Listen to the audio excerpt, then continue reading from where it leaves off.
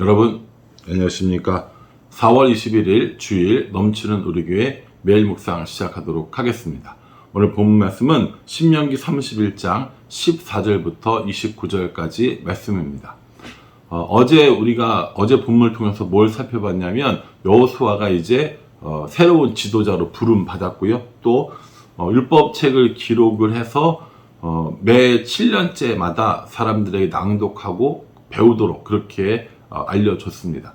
이제 오늘 그 새로 세워진 여호수아를 하나님께서 부르시고 만나시는 것을 볼 수 있습니다. 14절에 보면요, 여호와께서 모세에게 이르시되 내가 죽을 기한이 가까웠으니 여호수아를 불러서 함께 회막으로 나아오라. 내가 그에게 명령을 내리리라. 모세와 여호수아가 나아가서 회막에 서니, 이렇게 말합니다. 회막은 하나님을 만나는 장소인 거죠. 성막이라고 부릅니다.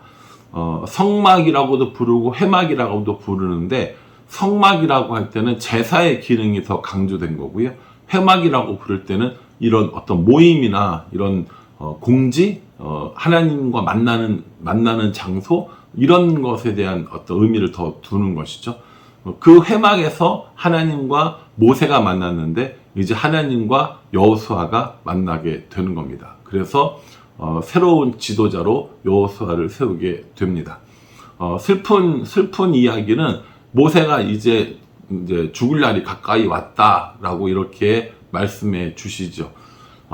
자신의 마지막이 가까우면 해야 할 일이 뭐냐면 자신의 후계자 혹은 다음 새로운 리더를 세우는 것, 그것이 해야 될 일이라는 것을 알려주십니다. 언젠가 저도 은퇴할 때가 있겠죠. 언젠가 나이가 많이 들어서 교회를 떠날 일이 있을 때, 교회를 떠날 때 다음 후계자를, 또 다음 지도자를 잘 세우는 것이 정말 중요하겠구나 라는 것을 다시 한번 생각해 보게 됩니다. 아직도 사실은 많이 남아있긴 한데도 불구하고 지금부터라도 이 일을 위해서 기도해야겠다 라고 조금 오지랖 넓은 이런 생각을 한번 해보게 되었습니다. 만약에 모세처럼 그렇게 강력한 지도자가 후계자를 남기지 않고 떠났다면 상당한 혼란이 있었을 것입니다. 물론 하나님께서 일하셨겠죠. 그런데 정치적으로 볼 때 그렇다는 거죠. 그러나 모세가 하나님의 명령을 받고 평화적으로 이렇게 리더십을 이양해 주는, 그래서 모세의 마지막에 세운 여호수아가 이스라엘을 이끌도록 한 것, 이건 참 멋지고 좋은 일이라고 생각을 합니다.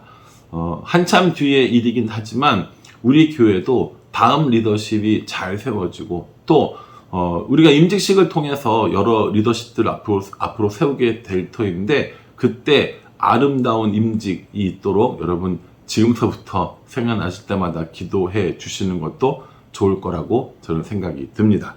이렇게 여호수아를 임명하고 난 다음에 모세가 장로들을 불러서 뭐라고 이야기를 하냐면 16절 말씀이요. 또 여호와께서 모세에게 이르시되 너는 내 조상과 함께 누우려니와 이 백성은 그 땅으로 들어가 음란히 그 땅의 이방 신들을 따르며 일어날 것이요 나를 버리고 내가 그들과 맺은 언약을 어길 것이라, 이렇게 이야기를 합니다. 그러니까 이 하나님께서는 이 이스라엘 백성들이 그 땅에 들어가서 이방 신들을 섬기게 될 것이라는 것을 이미 알고 계셨다라는 겁니다. 그럼에도 불구하고 신실하신 하나님, 약속을 지키시는 하나님께서 그 땅을 주시는 것을 볼 수 있습니다. 언제나 하나님께서는 약속을 지키셨어요. 그러나 계약의 한 당사자인 사람들이 그 하나님의 약속을 지키지 않는 것을 보여주고 있는 겁니다. 하나님께서 이렇게 이스라엘 백성들이 이방 신들을 섬기고 또 우상을 섬길 것을 알고 계셨기 때문에 그렇게 하지 않게 하기 위해서 하나의 조치를 세우십니다. 그게 뭐냐면 19절 말씀이죠.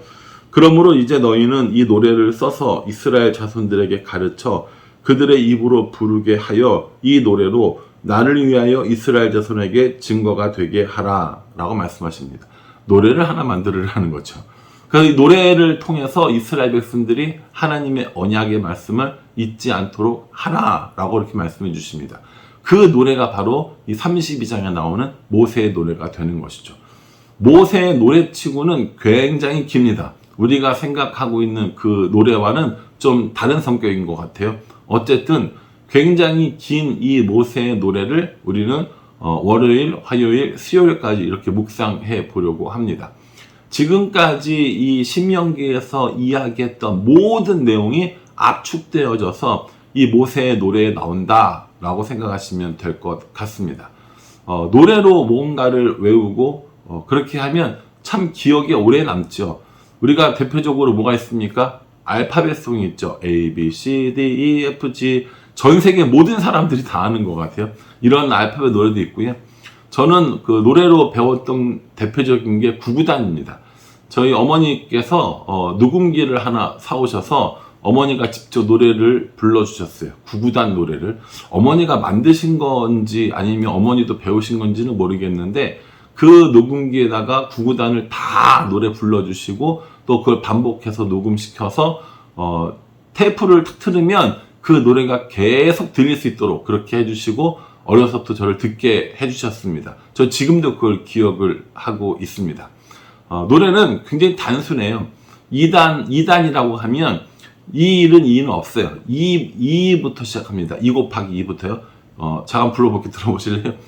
2, 4, 2, 3, 6, 2, 4, 8, 2, 5, 10, 2, 6, 12, 2, 7, 2, 14, 2, 8, 2, 16, 2, 9, 18, 3, 2, 6, 3, 3, 9 이렇게 하는 거거든요.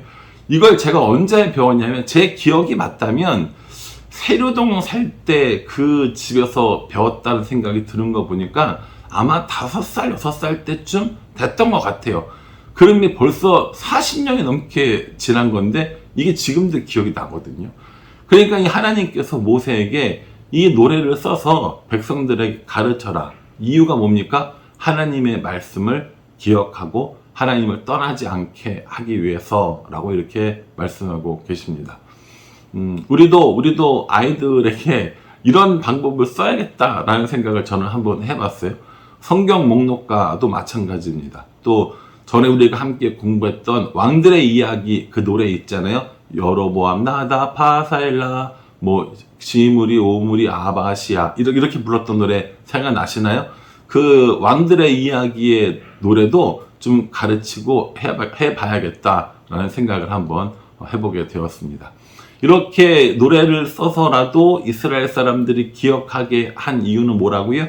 하나님을 떠나지 않게 하기 위해서라고 이렇게 이야기합니다. 이렇게 많은 노력을 기울임에도 불구하고 이스라엘 백성들이 하나님을 배반할 것을 너무나도 잘 알고 계셨습니다. 20절 말씀에 보면요.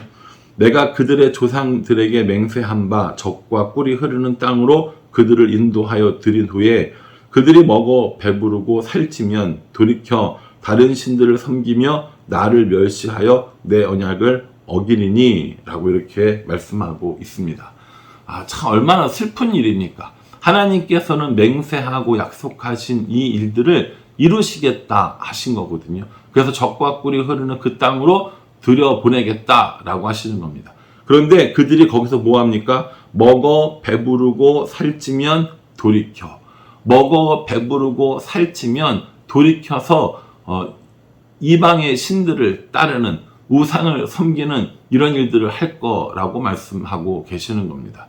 이런 말씀을 하시는 하나님은 얼마나 속상할 것이며 이 이야기를 전해들은 모세의 마음은 얼마나 아팠을까라는 생각을 해봅니다. 그래서 그렇게 하나님을 떠나고 돌이키고 배반해서 모든 재앙이 임하게 될 것을 말씀하고 계시는 거죠. 그럼에도 불구하고 그런 재앙이 있을지라도 다시 돌이켜 하나님께 돌아오기를 바라는 것. 그것이 하나님의 약속이고 또 하나님의 말씀이라는 겁니다. 그래서 노래를 주셨다라는 것이죠. 사랑하는 성도 여러분, 우리도 저는 마찬가지라고 생각합니다.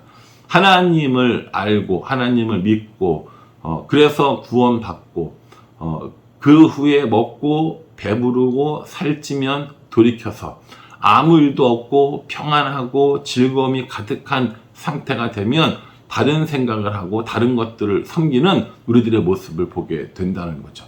하나님이 잘 되게 해주셨거든요. 하나님이 정말 형통하게 해주셨단 말이에요.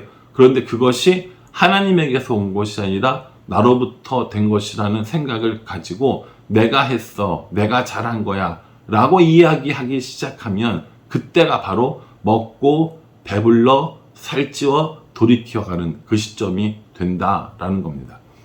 이스라엘 사람들에게 이렇게 될 것을 조심하라고 말씀해 주셨지만 저는 오늘 이 말씀이 저와 우리들에게 주신 말씀이라고 생각합니다. 하나님께서 주신 젖과 땅이 흐르는 땅으로 들어갔어요. 하나님께서 주시는 복으로 인하여서 평안히 살고 기쁘게 살아갑니다. 그런데 그렇게 평안히 살고 기쁘게 살아가는 와중에 하나님 때문이 아니라 나의 능력, 나의 힘이었어, 나의 노력이었어, 나의 재능이고 나의 운빨이었어 라고 생각하는 그 순간 우리는 다른 것들을 찾고 다른 것들을 섬기는 삶을 살게 된다라는 겁니다. 사랑하는 성도 여러분, 이렇게 안 살았으면 좋겠어요. 이렇게 안 살고 우리가 배부르고 살찌고 평안한 그때에도 하나님의 말씀을 따르고 하나님께 순종하고 하나님의 명령을 지키고 모세에게 가르쳐 주셨던 그 노래를 부르는 삶, 그런 삶을 살았으면 좋겠다라는 생각을 해봅니다. 오늘 주일입니다. 예배 드리러 오시기 전에 이 묵상을 보시는 분도 계실 거고요. 또 예배 드리는 후에 보시는 분들도 아마 계시겠죠.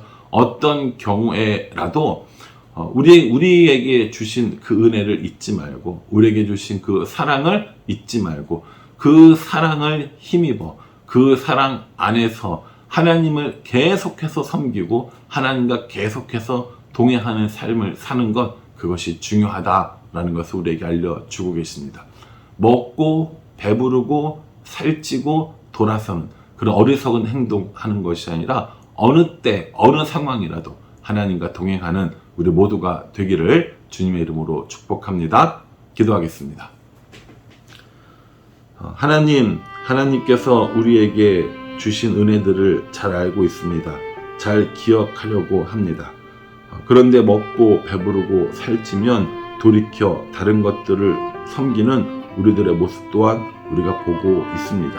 그러니 하나님, 이제 그런 일들을 그만두고 다시 하나님께로 돌아와서 우리에게 복 주시는 하나님과 매일 날마다 매 순간 동행하며 살아갈 수 있도록 우리 인도하여 주시옵소서. 예수님의 이름으로 기도합니다. 아멘. 예, 여러분 오늘 이 말씀 잘 묵상하시고요. 잘 적용하시고요. 오늘도 기쁨으로 주일 예배 드리고요. 그래서 날마다 하나님과 동행하며 살아가는 우리 교회, 우리 성도들 될 수 있기를 간절한 마음으로 기도하겠습니다. 감사합니다.